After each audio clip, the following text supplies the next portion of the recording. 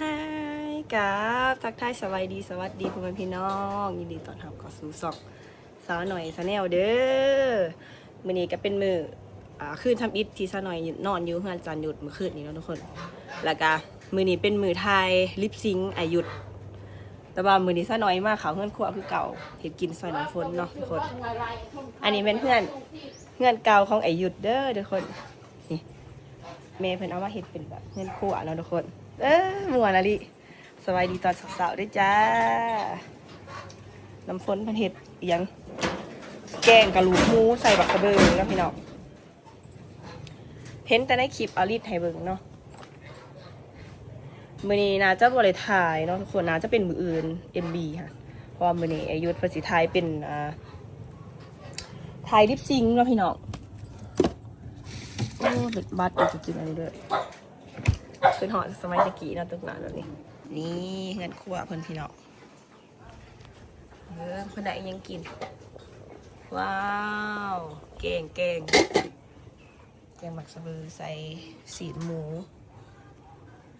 บรรยากาศหวานจันหยุดป้าขากอะไรปุ๊บมีตรงไฮตรงหน้าได้ยินเสียงหนามแล้วอยู่ในมันไก่กับวันนั้นหวยเนาะพี่น้องกับบ้านเดียวกับไอ้คำแสงแหละแต่ว่าซะหน่อยมาถ่ายคลิปแป๊กพี่กายนี่ว่าท่านไหนไปดีน้ำเพลินสาวไปเดี๋ยวไปเบิ่งทางในเหือนกันเจ้าหน่อยจะสิกินข้าวพร้อมกันนี่บรรยากาศก็สิประมาณนี้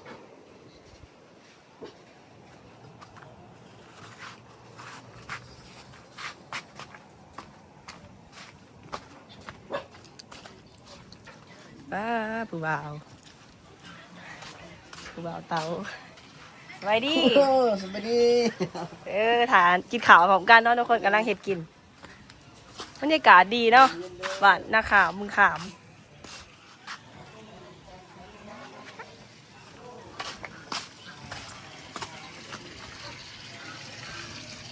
นี่เห็ดจานหยุดฟูสบายดีเห็ดยังเนาะก็ตื่นแต่สาวคนเนาะโอ้3 โมงป้าตื่นมายังไหวมันค่อยเลยเด้ลูกอีเมย์คือกันอยู่เพื่อนตื่นแต่4-5 โมงลุกมา1เขาแล้วอันนี้เขาก็เละโดยเขาเคยตื่นปัดเพื่อนน้ำเย็นจะเราจะกินข้าวพร้อมกันเนาะพี่น้องเย้สบายดีพันเตียบอันนั้นเนาะยังไทยดิปซิงไว้หยุดมานี่ใส่ผีค่อยไอ้ดีสบายดีเงียบคลิปกำลังตื่น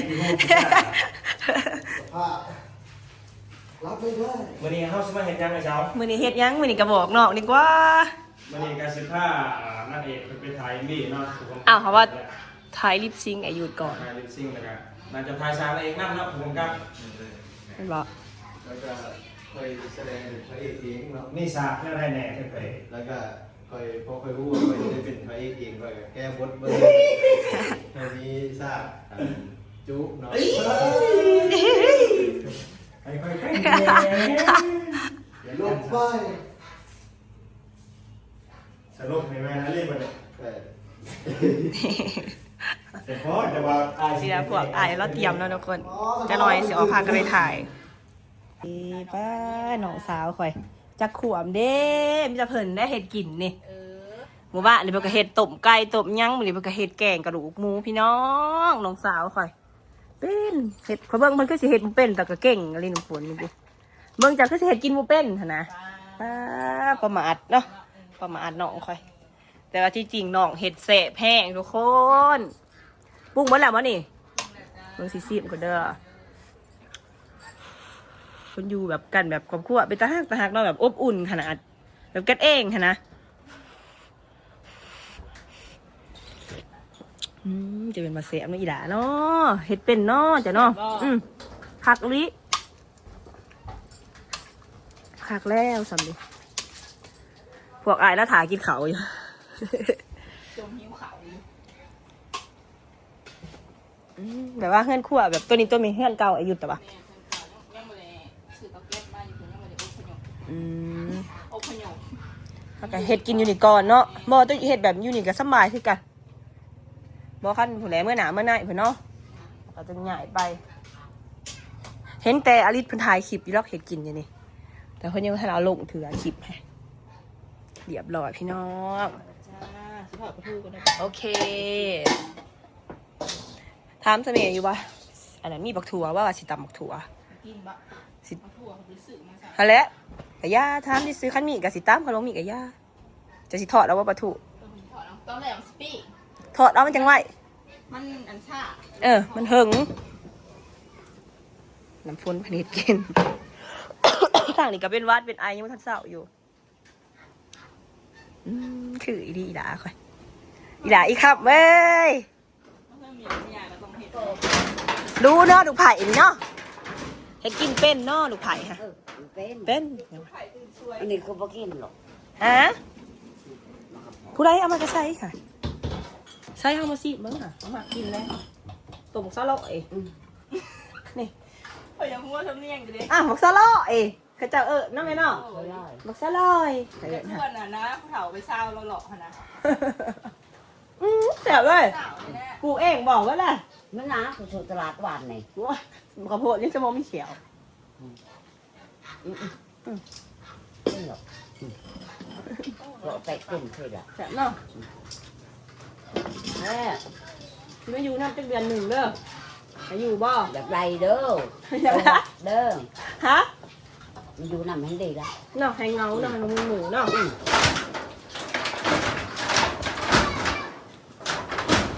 จะถามน้ำพ่นถอดวัตถุกันถึงบอก นี่อีกจักหน่อย ทาเตรียมถอดวัตถุเป็นนะประเทศ ใช้มันถึงใจกิน แกงหมูเนาะ ซีนบ่ ที่รู้แหละ อยากวงคอเรากินเขาอยากกินเขาเจะเห็นแล้วลูกเจะเห็นแล้ว นี่ยัง เขาคอยคน ใช่โอ้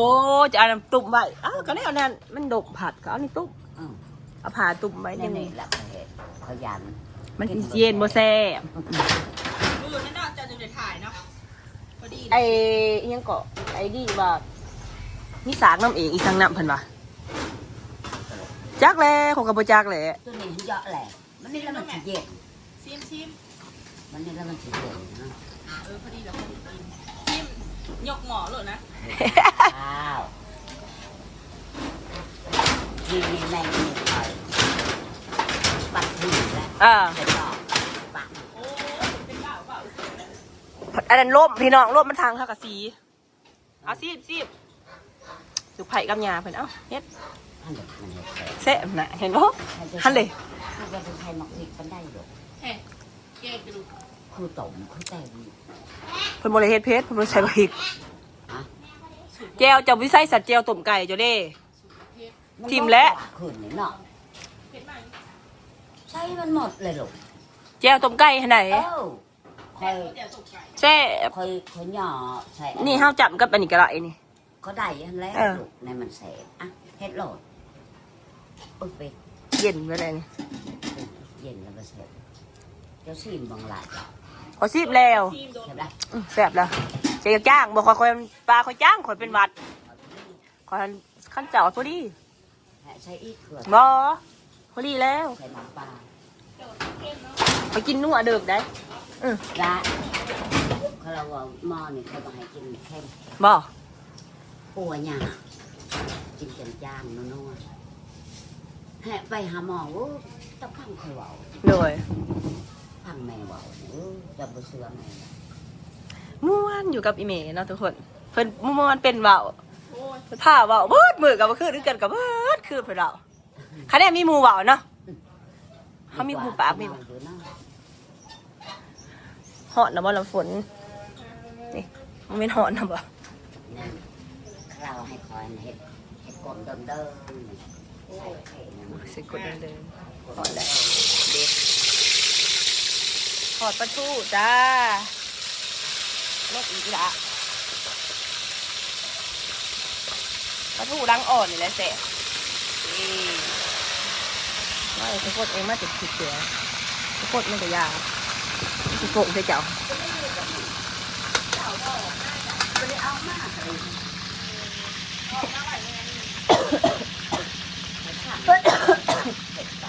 ขอถั่วขอใบเด้อพี่น้องไอ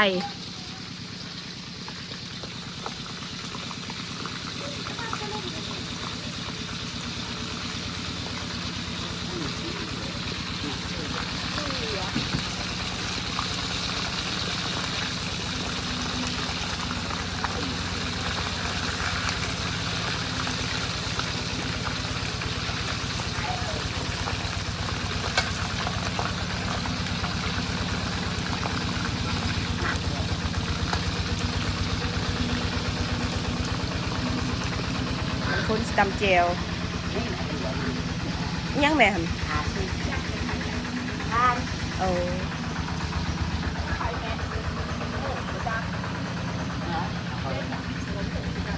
ต้องฉีด10เบิ่งโจก็ต้องคอยก่อค่าขึ้น หัก นี่คนรอนี่ ป้าตอนนี้สิไปไซนี่ ตอนนี้เขาสิไปทายลิปสิงก่อนเนาะ อยู่ท้ายทั้งหลังนี้หลังจากที่เขากินข้าวแล้วแล้วทุกคน เต่าด้วย เขาสิพากันมาถ่ายลิปซิงค์ถ่ายอยู่นี่เปล่า ให้เนาะ เนาะฝากเป็นกำลังใจฝากติดตามในเด้อพี่เนาะฝากเบิ่งผลงานอายุด้วยไว้นี่เนาะ ถ้าเป็นนางเอก ข้าหน่อย อ๋อสองคน อุ้ยข่อยเขิน เจ้าหน่อยอีกนั่นเอง ทบขี้ต้มซะเด้อ ป้าดขากะลิบรรยากาศ บรรยากาศ มันจะกอด ไอ้ดิกระดอเนาะวันนี้เนาะเต็มสุดวันนี้เพิ่นใส่ว้าว อ้อยมันบ่รอแต่ไรแล้วเนาะ รอข่อยมาถือกสบายดีอันนี้ซื้อยังดื่มซื้ออ้ายแล้วสิสัมผัสเด้อ ซื้อเสาค่ะ ไอ้เซาสบายดีอ้ายซื้อยังไอ้ซื้อยังเนาะ ชื่อเป็กกี้ โอ้ จำปานะไปติดตามได้ใน TikTok สิติ๊กต็อกอีหยังเลยกับโปรโมทนี่แหละ เป็กกี้ดวงจำปานะ บัตรอันเดนเฟซอีหยังเลย Facebook กับเป็กกี้ดวงจำปา เด้ฝาก 2 YouTube กับเป็กกี้ดวงจำปา เด้ เนาะ ฝากไปโฟโล่หรือว่าเขาไปติดตามไอ้เพันไดเนาะทุกคน ฟังเพลงเลยเด้อ เด้เห็นบ่ล่ะไป ถ่ายเบื้องดังเนาะสหน่อยสีเก็บภาพบรรยากาศเบื้องดัง เปิดแน่อาเซียนนะ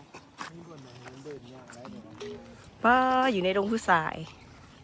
พนนะ คุณงามแม่ซัก งามบ่มีตัวเดินมีสิย่างสิดึงสินั่งกัน เขาเป็นคนดังก็ได้ไอ้ตาเขากะแต่คือรอๆเนาะเป็นยังเมืองดาดล่าอีเนาะทุกคนมาสิถ่ายบนใด มันบ่มีเดินหรอกอยู่ในดงผู้ชาย อยู่ในนี่เขาเนาะมันขี้ดินแดง ไม่ได้ค่อยเลยอะไรสี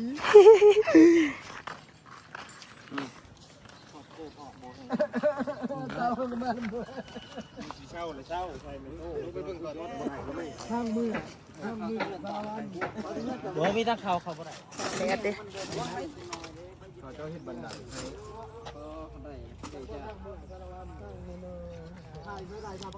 หาบอลถ่าย ชอบมองเด้อนี่ ปอ มีเด้น วาดหอดเลย หล่อพี่ดึก อุ้ยบอกด้วยนะโดนหนา อุ้ยดึกเลย กูไม่ยังกูบ่ได้รอแต่ได้มึง เย่เป็นไรแล้วกะเยอะเป็นยังไงเยอะไปตีขาไม่ตีโอ้หอนมายืมในหน้าหมวกเขาน่ะน่ะ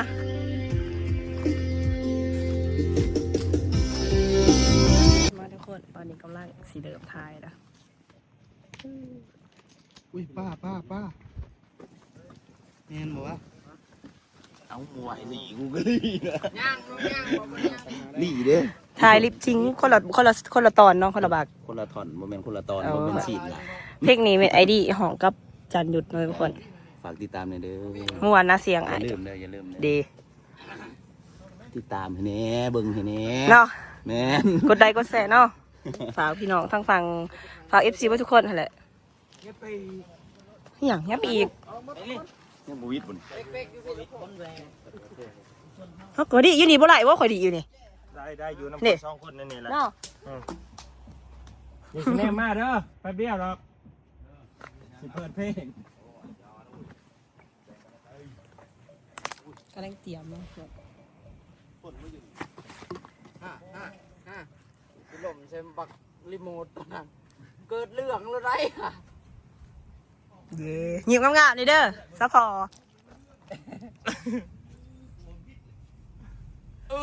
อ่ะบ่ทันบิดบ่นี่ โอ้ตัว เนาะแหละนะฮะ แดด เออ เล่าแหละเราดักกันมาอีกแล้วแดด ในใดเราสำเนียงปักเสแดด คอยล่อเล็กเป็นล่อยังจัก แลดบ่ เขาบอกว่าท้อง เปิดเพลง ท้องหัวควันข่อย แม่กล่องอยู่บ้าน เย้ต่อเว้ย มาแซวดิเด้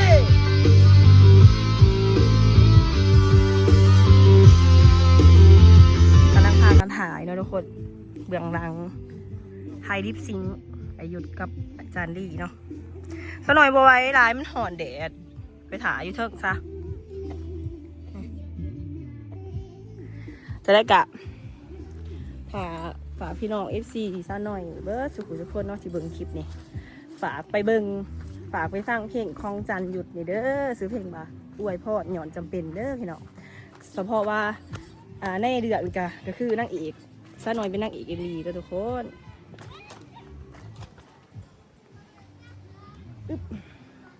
ประมาณมื้ออื่นผู้ใดซะหน่อยจะสิได้ถ่ายเอ็มวีเพลงมื้อนี้ถ่ายลิปซิงค์เพื่อไว้หยุดกับจันดีก่อนเนาะมื้ออื่นแม่สากนางเอกโอ้ยหอนแดดบ่ไหว้พี่น้องเขาห่มก็ไปถ่ายอยู่ไหนซะบ่ไหวนี่งานจันหยุดอันนี้เป็นทั้งนางบาทพากันไปถ่ายอยู่ทงหน้าพี่น้อง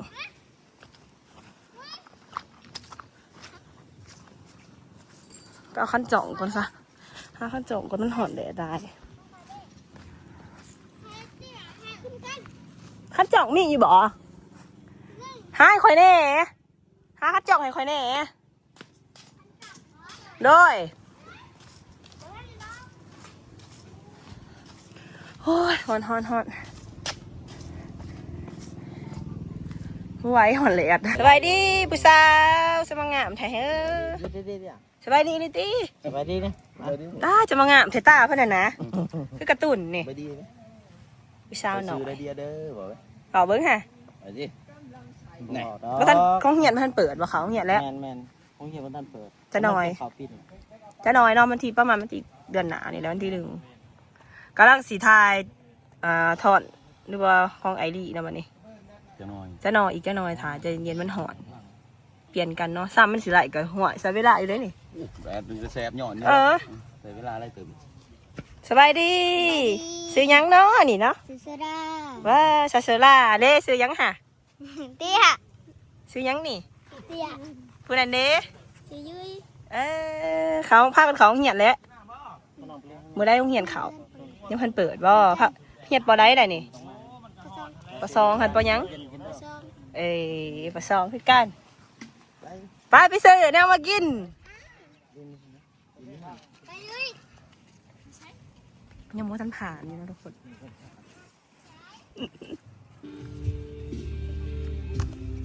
มันหอนเด็ดได้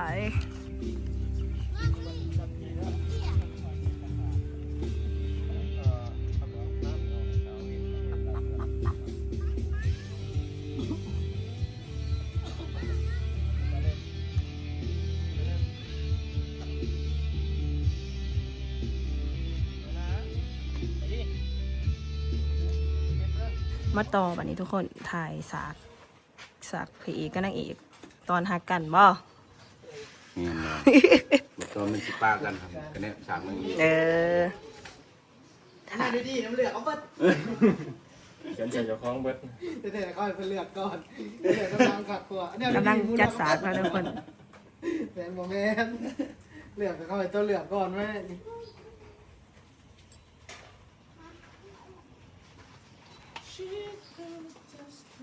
นี่น่าใส่กล่องไทย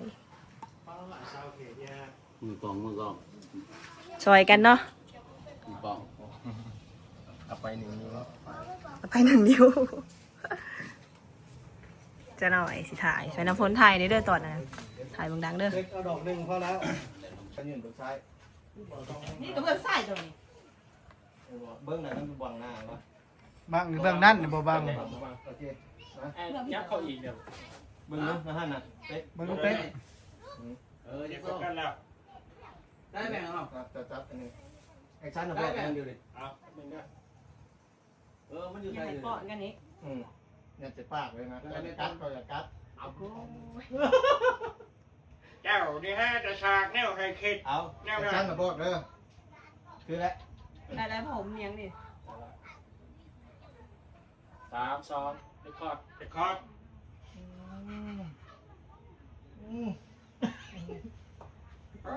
เห็ดจะให้คิดเว้ย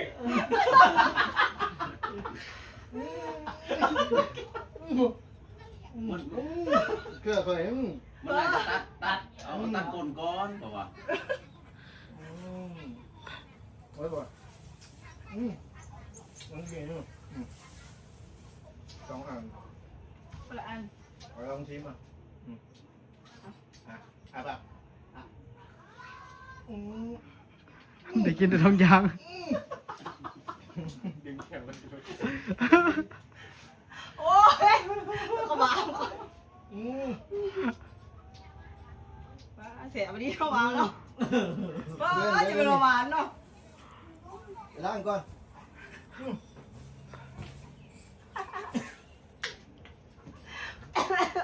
ทุกอย่างเพื่อเขาได้หล่อลงก่อนหมด กัด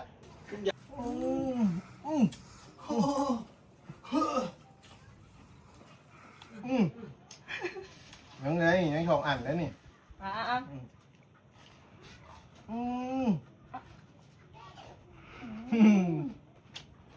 อร่อยมากเลย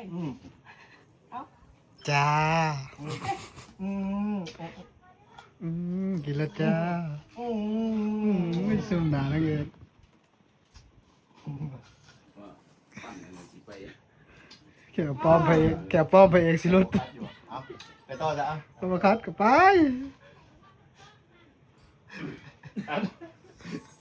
ไอ้ลังเลไอ้เราก็ ตัดถามว่าตอนนี้พี่น้องหลังจากที่ถ่าย MV เพลงเรียบร้อยแล้วเนาะสากชื่ออะไรวะสากกับเพลงเก่าใช่ไหมกับผู้บ่าวเก่าเดี๋ยวมืออื่นไปต่อสากซะหน่อยสีขาวพระควันเนาะทุกคนมืออื่นก็สิมีแต่งหน้านี่จัดงานดองแบบเพชรแบบครบจบเลยเห็นแบบคืออีลีนะงานดองอีลีเนาะจะได้กับฝากพี่น้องเป็นกำลังใจซะหน่อยฝากไว้ฟังเพลงจันหยุดในเด้อเพลงว่าซื้อเพลงว่าไว้พอดหย่อนจำเป็นเนาะ